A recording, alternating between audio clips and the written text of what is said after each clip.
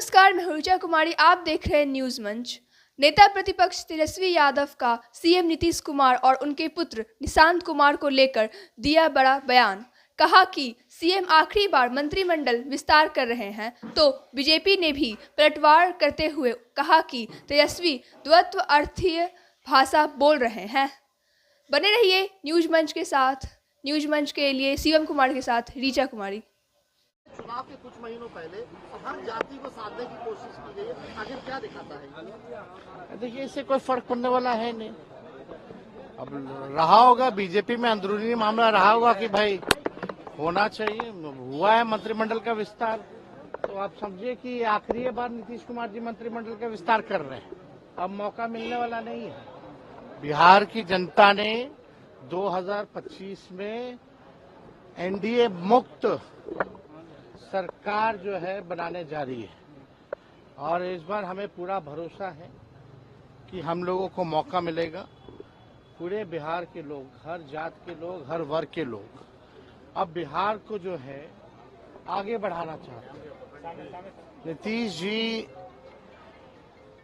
हमारे बुजुर्ग हैं, इसलिए हम आदर सम्मान करते हैं, लेकिन अब बिहार चलाने लायक वो सक्षम नहीं रह गए, अब योग्य नहीं रह गए, थके हुए हैं, ना कोई विजन है उनको, उनके पास ना कोई रोड मैप है।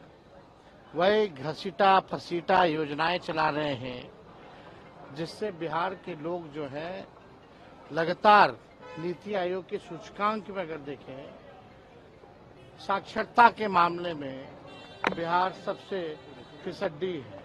प्रति व्यक्ति आय और निवेश में बिहार सबसे फिसड्डी है। किसानों के आय में बिहार सबसे फिसड्डी है।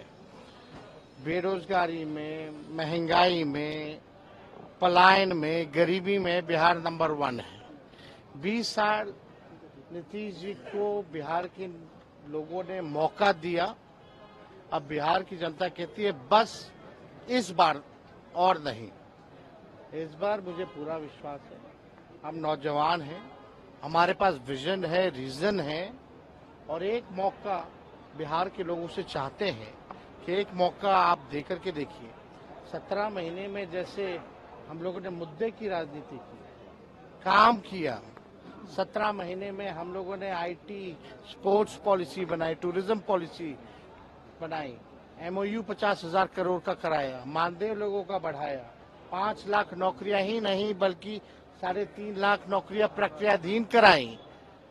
वैसे थके हुए मुख्यमंत्री को हम लोगों ने, जो असंभव कहते थे नौकरी रोजगार के बारे में, उनसे हम लोगों ने संभव कहलवाया। गांधी मैदान से अनाउंस करवाया। जो कहते थे असंभव है, वो कहने लगे संभव है, केवल हमारे रहते 17 महीने में। तो अगर पूरा 5 साल का मौका बिहार की जनता देगी, तो बिहार जो है तरक्की जो है बड़ी तेजी से करेगा।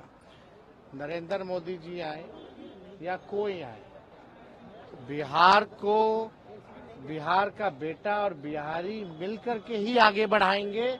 कोई गुजरात का गुजराती आकर के बिहार को आगे बढ़ाने वाला नहीं है। लाडला मुख्यमंत्री कहा, लाडला प्रधानमंत्री ने नीतीश कुमार को कहा। कुछ महीने पहले माननीय मुख्यमंत्री जी का बयान आया था महिलाओं को लेकर के, तो प्रधानमंत्री का सर्व से माथा झुक गया था। अब लाडला है ना, तो अब तो भाई प्रधानमंत्री अब उसमें क्या कहना। नीतीश कुमार जी पहले थाली खींचते थे, अब वो पैर छू रहे हैं। तो निशांत कह रहे हैं कि मेरे पिताजी को घोषणा कीजिए, मेरे पिता को घोषित कीजिए मुख्यमंत्री पद का।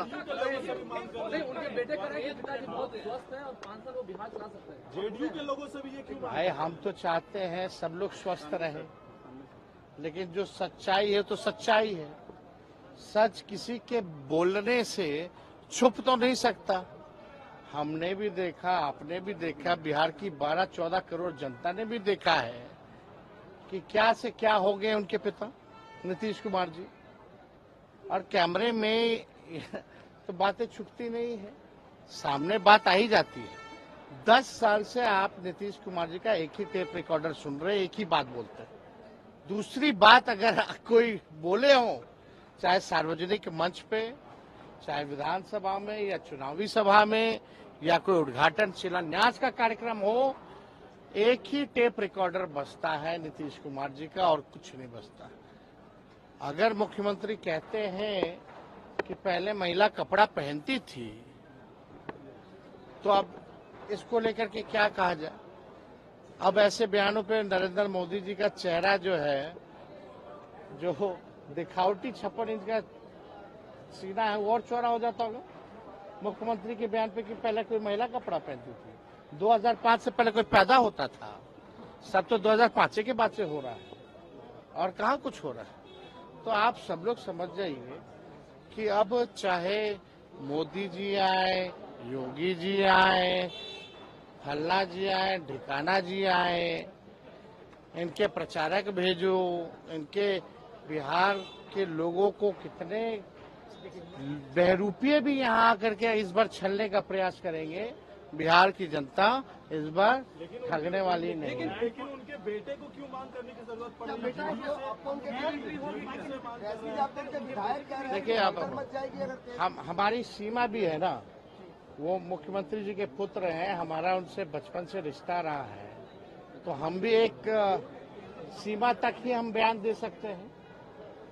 लेकिन चाहे जदयू में या भाजपा में कुछ लोग मीटिंग पे मीटिंग कर रहे हैं कि नीतीश कुमार जी के बेटे ना आए, क्योंकि संघी और भाजपाई चाहते हैं कि शरद जी की बनाई हुई पार्टी को बीजेपी हड़प ले।